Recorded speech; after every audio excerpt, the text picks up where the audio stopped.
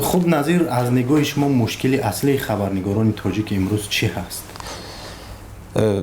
سرکرده از مشکلات مالیوی تا به مشکلات دریافت معلومات، مشکلات دسترسی به اطلاعات و مشکلات حتی خانوادگی، حتی مشکلات نداشتن اجاره، مشکلات نقلیات، مشکلات تمامی مشکلاتی که عموما جامعه داره، پیش از همه با ژورنالیست یا خبرنگار تاجیک همچون یک عضوی همین جامعه تاثیر خودش میرسونه. برای چی؟ ما در جامعه زیسته بیرون از اون بوده نمیتونیم گفت از کسی. این واقعیت همین است که اما در فعالیت کسبی چه مشکل است؟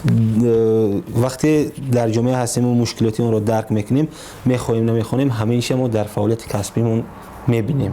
برای مثال اگر امروز من مشکلی خانوادگی یا مشکلی اقتصادیم درست نباشه، میبیام در ذهن من حتما همون راههای حل همون مشکل پیدا کردن نقش میبنده و من نمیتونم درست فعالیت کنم. این از لحاظ مثلا اقتصادی و اجتماعی. از لحاظ وقتی که درست فعالیت کردن نمیتونی، حتما در یک جا مثلا با کمبودی راه میتی، این تاثیر میرساند به همون فعالیت کسبی.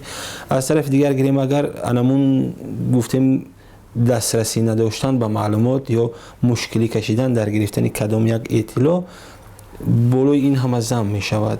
بله، اما بسیاری ها برای نظرن که خود سنزوری یا پرهیز کردن از نوشتن هر مطلب میانی روزنامه‌نگاران تاجیک بسیار قوی است. واقعا این حالت زیاد رو میخوریم. مثلا این حالت مطلب ها را نمیخوان که انتشار کنن یا بنویسن روزنامه‌نگار.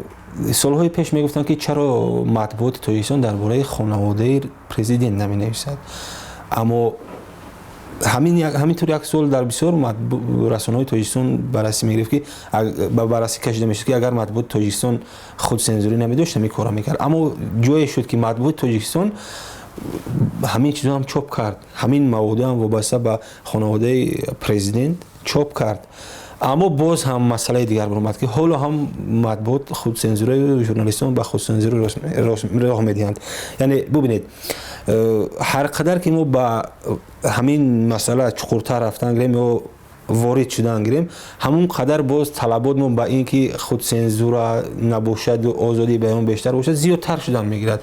مثلا از دیدگاه ما در ایالات متحده آمریکا امروز نمونه بهترین دموکراسی شاید باشد، اما از دیدگاه خود امریکایی ها نمونه بهترین دموکراسی اون نیست که در کشور اونها هست. آزادی بیان هم همین است که ما میگیم که در ما خود سنزور هست. شاید در ازبکستان میگن که در تاجیکستان وضع آزادی بیان بهتر است، خود سنزور ندارند. خب در گذشته قضیه‌ای بود که شما با امان الله حکومت الله داشتین، در مورد پسرش داشتین و در بحث‌های سودی بوی هم دادید، یعنی دادگاه با منفیت اونها بحث حل کرد. پس از نوشتن این در شیوه کار شما یگان تغییرات به وجود آورد، این شد که شما بعضی معلومات رو از انتشارشون خودداری کنید. راستیگه یک مدت ما خواستیم که حداقل خودمان رو مجبور کنیم که با بعضی موضوع دست نزنیم، اما نمیشود. میخواهی نمیخواهی، مثلا وقتی موضوع اطلاع تازه در دستت هست، یک موضوع جالب هم هست، بگذار بعد دیگر رو، یعنی فوریتش گم شود، بگذار چیزهایی هم باشد، باز رو میاری با اینکه همون چه نشر کردن در کار، همون موضوع نوشتن در کار.